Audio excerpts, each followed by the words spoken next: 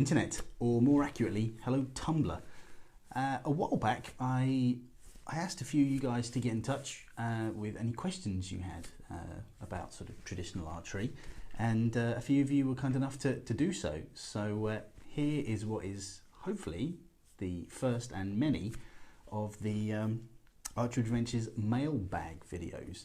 So what we're going to do, we're going to go through some of these lovely messages you guys have sent me and hopefully answer your questions. So without any further ado, let's have a look. The first one is from, now I'm really bad at pronouncing some of these Tumblr names, so do excuse me. It's from Mizuai.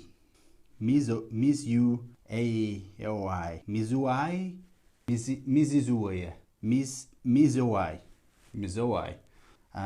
And she's asked, do you have any recommendations for other archery blogs?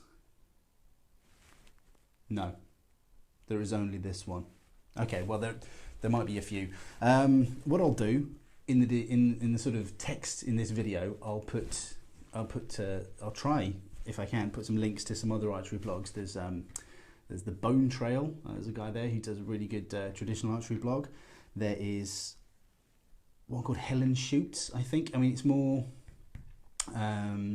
target-based archery, but that's a really good blog about sort of someone sort of getting through the sort of trials and tribulations of target archery. There is Made Up Dreams. I think here's a good one. That's a good archery blog. Yeah, there's loads. There's literally loads on Tumblr. So what I'll do, I'll try and think of a few more and put those in the sort of description. And I'm terribly sorry for butchering your name. Please forgive me. So the next email is from Monoplata, and they ask, hi, love the blog / videos. Very good. I've been trying for a couple of weeks now to train Instinctive at a short distance, about 12 feet. It's getting better. You mentioned that grouping would get tighter around the target spot. However, I am nailing it completely on the x-axis, which is this one, I believe, but always hitting 3 or 4 inches above the target. It's almost as if my calibration is out. Do I just continue loosing hundreds of arrows, hoping it corrects itself eventually, or consciously lower a smidge once anchored? Wow, what a question. Yeah, well, that is tough. The difficult one, in the difficult axis to nail in instinctive archery is the x-axis, the left and the right. A friend of mine, Jeff Kavanagh, who's a fantastic archer, he's recently done a video on straight line training. So maybe I'll send you a link to that. That's quite a useful thing. But yeah, the up and the down, that will come eventually. That's all instinct. That will come eventually. You keep shooting, you know, that you'll focus in, and eventually they'll be hitting exactly where you want it. The brain will make the calculations for you. If you know what you want to hit and you consciously concentrate on that spot, the subconscious will make the adjustments that you need to drop it down and hopefully get them in there. But yeah, well, let me know how you get on with that. But that's essentially it. It's you just got to keep going, and it'll get there eventually. But yeah, the difficult one is that x-axis, and it sounds like you've nailed that. So that's most of your problem gone. I hope you found that useful. So let's go on to the next message. Without Fear asks, one for the mailbag, if I may. What first inspired you to take up archery in the first place? Very good question. Also, any tips on overcoming target panic? Also very good question. Slightly more difficult to answer, so we'll go for the first one. What inspired me? I guess as a kid, the main inspiration I had was Robin Hood. I had books, Ladybird books and things with Robin Hood, and I used to think they were fascinating. I grew up on a farm, and there wasn't much to do on the farm, apart from play with my pet goat and play with a bow and arrow that my dad made me. Yeah, for ever since I can remember, I've always had a bow and arrow, and I've always loved shooting. I've always loved archery. So yeah, it's difficult. I mean, I've probably got more. There's probably more inspirational people in my life now than when I was a kid. Now you've got people like Byron Ferguson, who's, if you don't know who he is, Google him. He's incredible. He does these fantastic trick shots, kind of like a Howard Hill for this generation. Then there's I mean, I've mentioned him before, Jeff Kavanagh. I've got the honour of saying he's a friend as well as a hero of mine. The stuff he does is absolutely incredible. He's a really good archer. And there's loads out there now. I mean, I'm lucky to say that a lot of these archers who you know would be inspirational and heroes are actually my friends now, which is absolutely incredible. You know, you've got people like you know, I've mentioned Jeff Kavanagh. There's Grey Archer, and there's a guy called Wolfie. He's a friend of mine, and it's amazing the sort of archery community that's out there. So yeah, I've probably got more inspirations now than I did back then. But there's the second part of your question. Any tips on overcoming target panic? Now, target panic is more of it can affect anyone, but it tends to affect more target archers than it does traditional instinctive archers. But it's a real pain, and I hope, I mean, you did send me this message quite a while ago, so I'm kind of hoping you've got over it and it's not a problem. But it can really be nasty. Target panic, it can really mess you up. There are things you can do. That you can try a clicker. I know that's helped a few of my friends out. Sort of just a bit of metal that sits on top of your arrow, and as you reach the right draw length, it clicks, hits the bow, and makes a noise, and that kind of can eliminate target panic. But if you don't know what target panic is, it's completely mental. Is what it is, and it's when you're at full draw and you're looking at your target, and you either you can't put the. It tends to affect sighted archers or archers that use sights rather than barebow archers. But you see your target, what you want to look at, and you're trying to put the pin of your sight on it, and you can't quite get your pin on there. And the other side of it is you can get your pin on there, but you can't let go of the arrow. It's and it's terrible. So I hope you get that sorted, because that's a pain. But yeah, I mean, for overcoming it, there's a clicker, and there's just tell yourself not to panic. Just relax and shoot, I guess. I mean, again, let me know how you get on with that, because I hope it doesn't become an issue for you. I mean, but don't worry, I think it does affect most archers at some point, and you'll get over it. I'm sure you will. Okay, this one is from Pencil and Palominos.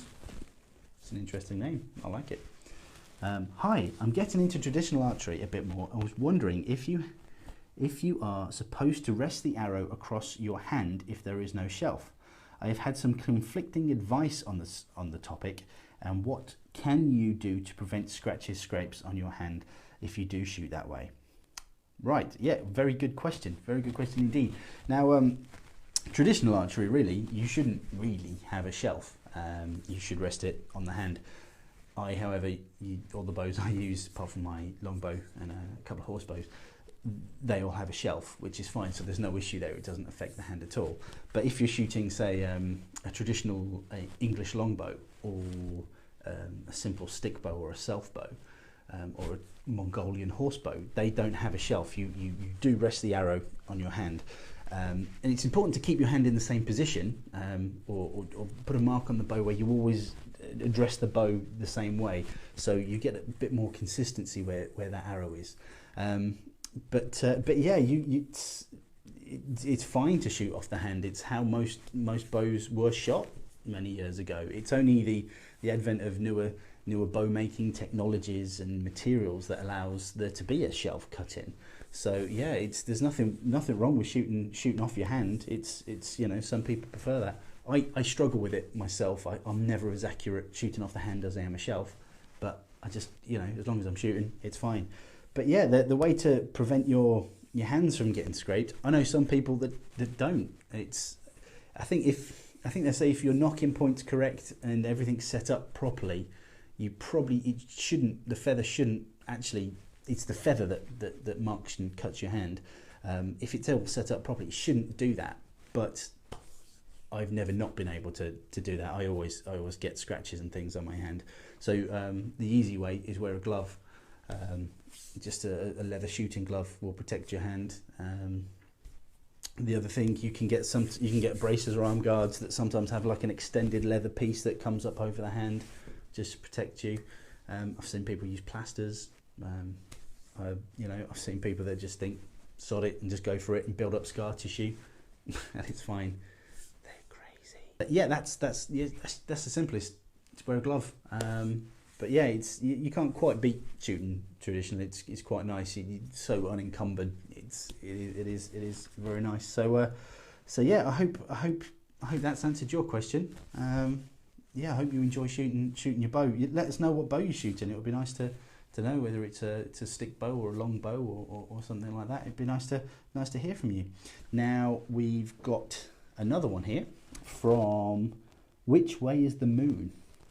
I really want to get into archery, but have no clue where to even begin. Any tips on getting started? Yes, I have. There are a couple of things you could do. You could look up your local archery club and go there. They'll set you up. They'll lend you a bow. You can try. It's safe. You'll be coached. That's probably the best way you could do it. It's the way I probably recommend doing it. Then if you go to a club, you'll meet people who are interested in it as well. You'll make some new friends, and that's it. That's probably the best way. Look for a local archery club, or even a local archery shop if there isn't a club too nearby. If you go to an archery shop, they can advise you on what bow to get. They can tell you if there is any clubs or any way you can try archery. Most shops do have a small range, so you can even try it there and sort of see what sort of bow you want to get and give it a go that way. That's probably another way. The other way is get a bow and just shoot in your back garden. But if you don't know what you're doing, it can be a bit dangerous. But that's how loads of people start. They just get a bow and a target and shoot in their back garden, and some people enjoy that far more than going to a club and shooting. So yeah, well, there's your three options really. Look for a club, check them out. Go to a shop, they can advise you, or just get a bow and start shooting. But I'd look for a club. It's you'll meet some like-minded individuals and you'll have a lot of fun there. The last email we have is from Glanmore. Any suggestions for a trad bow for instinctive field archery? Yeah, I do. I did a review a while back on a fantastic little flat bow. It's called the Buck Trail Black Hawk. Really nice, cheap bow. It was. I mean, I don't know where I don't know where you're from, but yeah, this bow is under £100. Not in draw weight, in cost. I think it's £91. This bow, and it's fantastic. It's a really good sort of. It's kind of meant as an entry-level bow, but I know some really good archers that use this bow. It's fantastic. It's a flat bow, so it's quite long. So I mean, I don't know how big you are. I don't know if you're big or small, but yeah, that's a good one. So that's from Buck Trail. Buck Trail also do I think it's called the Antelope, which is a shorter recurve bow. So yeah, if you're looking for an entry level bow, check out Buck Trail. They do some really nice kit.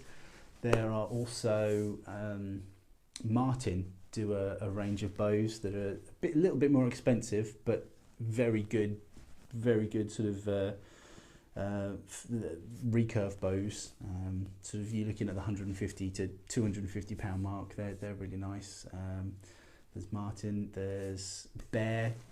Bear do some really nice bows, but then again you're looking at a bit more expense. But yeah, there are so many sort of like bows to try. I mean, I don't know if you can get it. There's a bow that Samick did. I don't think Samick are trading anymore, but they did a really nice little. It's like a modern take on a Mongolian horse bow, which is really short. And that was really cheap and so much fun. You just pick it up and shoot it, and I've had a lot of fun with one of those. So yeah, if you can find one of those, but yeah, just your best bet. Get yourself to an archery shop and try some bows out. And if an archery shop doesn't let you shoot the bows, don't bother with them. Find another archery shop. it's always best if you can just I mean, if an archery shop's worth its salt, go in, shoot some bows, have some fun, try out, see what fits good for you. You might prefer a flat bow, you might prefer a recurve. Work out what budget you've got and try and work around that, and hopefully you'll end up with a nice little bow. I hope you found those useful. Yeah, please feel free to send me some more. I've loved answering them. I hope you've enjoyed listening to me talk about archery. But yeah, well, you take care, guys. It's been lovely to speak to you in a way. But yeah, let me know if there's any other questions you want answering, and I shall see you soon. You take care. Bye bye.